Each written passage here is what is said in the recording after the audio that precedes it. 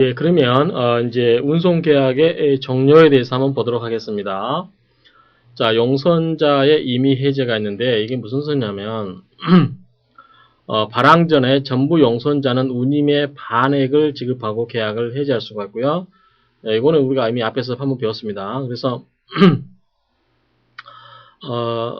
이제 출발해서 갔다가 다시 돌아오겠죠. 이렇게 갔다가 돌아오는데, 자, 발행하기 전에 이 시점에 있어서는 뭐냐면 운임의 절분의 1, 즉 반액을 지급하고 계약을 운송계약을 해지할 수가 있겠죠.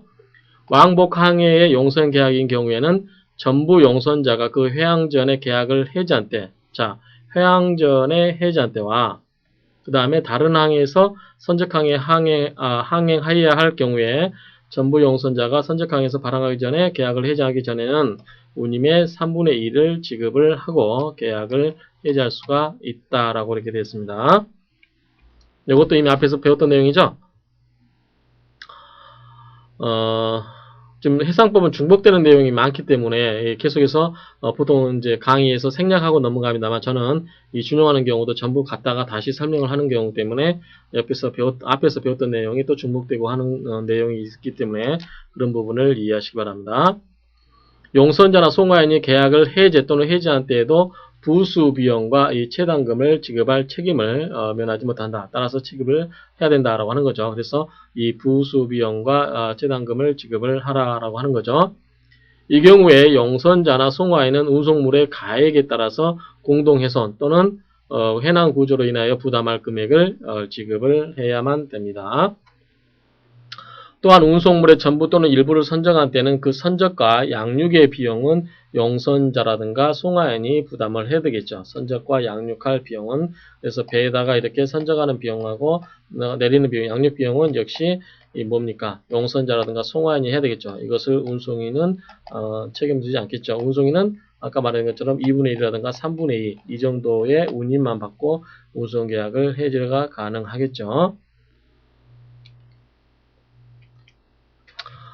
일부 용선계약 또는 개품 운송계약 이런 경우는 뭐냐면 자 개품은 일부는 이만큼이 일부를 용선하는 거였죠. 배에서 개품은 뭐냐면 물건 하나당 이렇게 보내는 거라고 그랬죠. 이런 경우는 어떻게 하냐라고 하는 거죠. 그래서 일부 용선자나 송화인은 다른 용선자나 송화인의 전원과 공동으로 하는 경우에 한해서만 계약을 해지 또는 해지할 수 있다. 자 여기 보면 일부면 이 부분도 있고 다른 부분도 있고 다른 부분도 있고 다른 부분도 있죠. 또 이 부분 다른 부분도 있죠.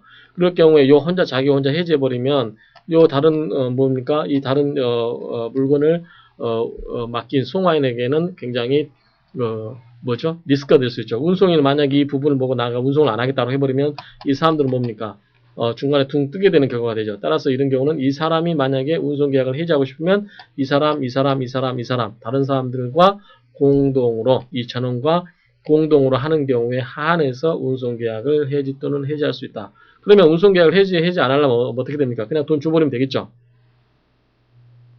용선자라든가 송화인이 계약을 해제 또는 해지를 한 때에도 부수 비용과 채당금을 지급할 책임을 면하지가 못한다. 용선자와 송화인이 전원이 공동으로 하지 않는 경우 방금 설명드렸죠.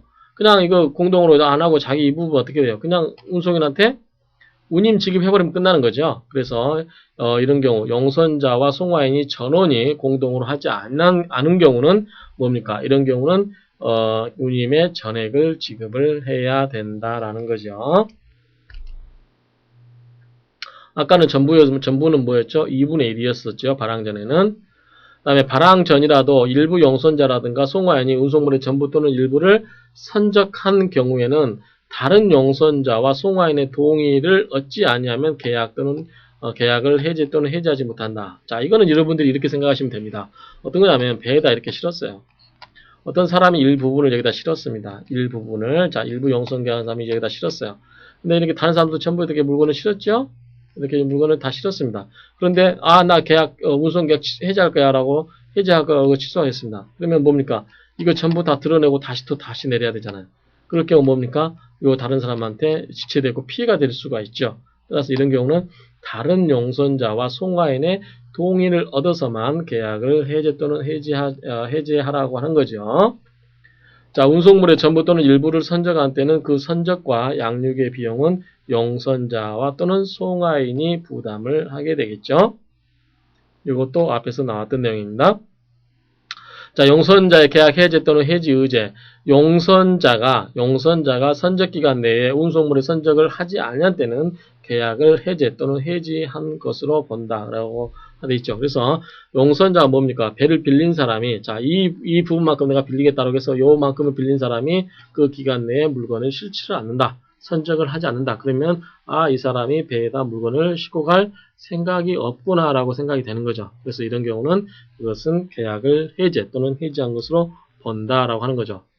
자, 이번에는 이제 이 부산항에서 둥 떠났습니다. 이 시점 이제 NY 가는데, 자, 이 시점에서의 해제죠. 발항 후에 이 해제나 해지입니다. 이런 경우는 어떻게 하냐고 하는 거지요. 자, 발항 후에는, 자, 부산항을 떠났습니다. 가고 있습니다. 이런 경우는 용선자나 송화에는 운임의 전액입니다. 전액, 채당금, 채선료, 공동훼손 또는 해난 구조의 부담액을 지급하고 양육하기 위해서 생긴 손해를 배상하거나 이에 대한 상당한 담보를 제공해야만 계약을 해지할 수가 있죠. 그래서 결국은 뭡니까? 운임 전부 줄 바에 뭐하러 해지합니까? 그냥 가서 물건 내리면 되는 거지. 그렇죠? 그래서 운임의 전액, 채당금, 채선료, 공동훼손 또는 해난 구조의 부담액을 지급을 하고 또는 그 양육하기 위해서 생긴 손해를 배상하거나 이에 상당한 담보를 제공해야만 계약을 해지할 수가 있다라고 되어 있습니다. 불가항력에 의한 임해제. 자, 항해 또는 운송이 법령에 위반하게 되거나 또는 그 밖에 불가항력으로 인해서 계약의 목적을 달성할 수 없게 된 때는 이때는 뭡니까? 계약이 해제 가능해야 되겠죠. 이런 경우에 각 당사자는 계약을 해제할 수가 있다라고 하는 거죠. 자, 불가항력적 사유가 항해 도중에 생기는 경우에 계약을 해제한 때도 용선자 또는 송화에는 운송의 비율에 따른 운임을 지급을 해야 됩니다. 그래서 앞에서 봤을 때는 뭐 불가항력 사유가 아니고 일반적으로는 뭡니까? 전부인 경우는 발항 전에는 2분의 1, 그 다음에 회항하고 기타 여러 경우는 3분의 1, 그 다음에 일부의 경우는 뭐 금액에 따라서 다른 송화인의 동의를 받아서 한 경우 또는 뭐 발항한 후에는 전액을 운임의 전액 지급을 뿐만 아니라 부수비용, 채당금 뭐 여러 가지 모든 비용을 다 지급을 해야만 됐었는데 불가항력적인 사유로 인해서 운송을 할 수 없는 경우 그런 경우는 보호를 해야 되겠죠. 그래서 자기 탓이 아닌 거죠. 이런 경우는 불가항력적 사유가 발생한 경우는 이런 경우는 계약을 해지는 하는데 다만 운송하는 비율, 운임의 비율도 그 운송의 비율에 따라서 운임을 지급하라. 그러면 예컨대 운송이 전체 3분의 1만큼 이루어졌다고 하면 운임도 3분의 1만큼 지급을 하라고 하는 거죠. 그런 경우는 결코 손해가 아니라고 생각이 되죠. 자, 그러면 해상물건 운송계약이 이제 종료가 되는 경우는 어떻게 되느냐? 자, 선박이 침몰. 자, 배가 가라앉았습니다. 그러면 운송계약 끝나는 거죠. 또는 선박이 멸실됐습니다. 끝나는 거죠. 선박이 수선할 수 없습니다. 즉, 갈 수가 없어요. 그냥 거기에 머물러 있습니다. 끝납니다. 선박이 포획이 됐어요. 다른 나라 국가에 의해서 포획이 됐습니다. 그 다음에 운송물이 불가항력적으로 인해서 멸실됐습니다. 그러면 이 물건이 여기에 있는 이 컨테이너, 요 컨테이너가 바다에 퐁당 빠졌습니다. 뭡니까? 이 사람과 해상 운송인 간의 운송계약은 뭡니까? 소멸되겠죠. 그렇죠? 그래서 종료되는 거죠. 그래서 이런 경우는 운송물이 불가항력적으로 인해서 멸실된 때. 그렇죠? 이런 경우에 선박이 침몰되거나 멸실, 선박이 수선 불가능, 선박이 포획이 항해 도중에 생긴 때 이런 경우에는 용선자 송화에는 운송의 비율에 따라서 현존하는 운송물의 가액의 한도에서 운임을 지급을 해라라고 하는 거죠. 그렇죠? 그래서 현존하는 운송물의 가액이 얼마냐? 자, 가다가 침몰이 돼서 아까 설명을 드렸습니다. 가다가 이만큼 싣고 가다가 이게 1억짜리가 침몰되면서 구조를 했는데 건져놓고 보니까 5천만 원밖에 안 남았어요. 근데 운송 거리는 어떻겠습니까? 절반을 왔습니다. 그러면 1억짜리이기 때문에 5천만 원 줘야 되는데 실제 구조한 물건의 가액은 5천만 원이죠. 그러면 5천만 원의 2분의 1인 얼마다? 2,500만 원만 여기에 대해서 손해를 배상을 하면 된다라고 하는 거죠.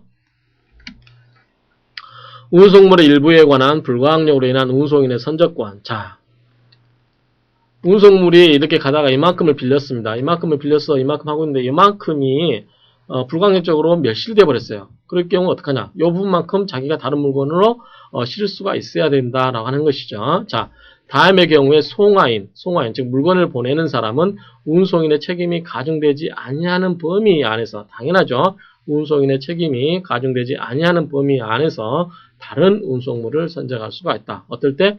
운송물이 불가항력적으로 인해서 멸실된 때. 이 부분이 불가항력으로 멸실된 때. 불가항력으로 멸실될 때. 그 다음에 항해 또는 운송이 법령에 위반하게 되거나 그 밖에 불가항력으로 인해서 계약의 목적을 달성할 수 없게 될 때, 이런 경우도 이 부분만큼을 다시 다른 물건으로 채워 넣어라 라고 하는 거죠. 운송물의 일부에 대해서 생긴 때, 이런 경우 역시 이런 경우는 선적을 할 수가 있다고 하는 거죠. 자, 만약에 송화인이 이 권리를 행사하려면 어떻게 됩니까? 배가 어떻게 되죠? 배가 멈춰야 되겠죠. 그런 경우는 운송물의 양육 또는 선적을 해야 되고, 그런 경우는 그 양육 또는 선적을 게을리한 때는 운임의 전액을 지급을 하다, 이렇게 되어 있는 거죠. 어찌됐든 여러 가지의 지금까지 배웠던 내용은 해상 물건 운송인의 책임과 권리 또는 의무, 이런 것들을 가지고 배웠고, 그 다음에 마지막으로 해상 물건 운송 계약이 종료 원인에 대해서 배웠습니다. 그래서 종료 원인은 뭐 선박이 침몰된다든지 여러 가지 멸실, 뭐 불가항력적 사유에 의해서 여러 가지 경우에, 그런 경우는 운송 계약이 종료된 것으로 본다.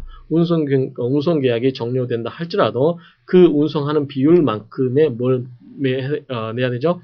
비율에 따른 운임은 지급을 해야 된다라고 배웠죠. 그래서 그러한 부분을 배웠고요. 그래서 이런 경우에 이제 추가로 운송인은 송화인은 이런 사람들은 자기의 물건이 빈 만큼 다른 물건으로 대신 다른 물건을 넣어서 다른 물건을 배에다 실어가지고 다시 운송할 수 있는 그러한 권리, 선적권도 아울러 있을 수 있다라는 것에 대해서 공부를 하셨습니다. 그러면 이상으로 지금까지 해상 물건 운송인의 책임과 권리, 그 다음에 해상 운송 계약의 종료, 그 다음에 종료한 경우, 이런 경우에 각각의 경우에 운임은 어떻게 되는지, 그 다음에 추가로 운송물을 선적해서 운송시킬 수 있는지, 이러한 내용을 가지고 이번 주에는 공부를 했습니다. 그러면 내용을 한번 교환을 잘 정리를 해두시고요. 이상으로 마치도록 하겠습니다. 수고하셨습니다.